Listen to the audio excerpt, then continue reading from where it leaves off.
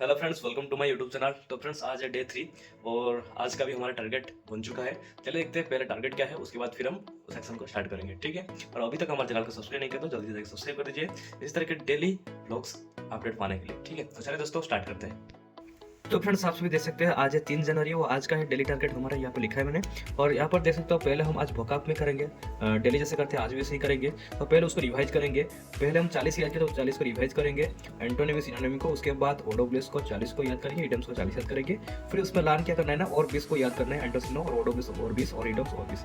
उसके बाद फिर जीके में फिजिक्स हम कर रहे थे। फिजिक्स हम 2 क्लास हो गया था और 2 क्लास को हम रिवाइज करेंगे और तीसरा क्लास को हम देखेंगे, मतलब याद करेंगे।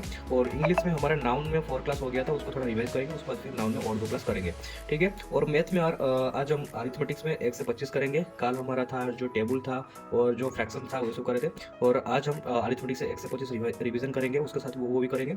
और एडवांस में 1 से 50 को रिवाइज करेंगे, मतलब रिवाइज मतलब थोड़ा देखेंगे, जो नहीं होता उसको थोड़ा अच्छे से देखेंगे। फिर उसके बाद इसमें अरिथमेटिक्स में 26 से 50 तक करेंगे और 51 से 75 एडवांस में करेंगे। ये था मैथ्स का। और उस रीजनिंग में आप 1 मार्क लगा सकते हो टेक्स्ट बुक से। तो जो अगर आपको कोई चैप्टर में इशू आ रहा है तो आप यूट्यूब पे जाकर कोई मतलब पर्टिकुलर चैप्टर देख के आप कर सकते हो, ठीक है।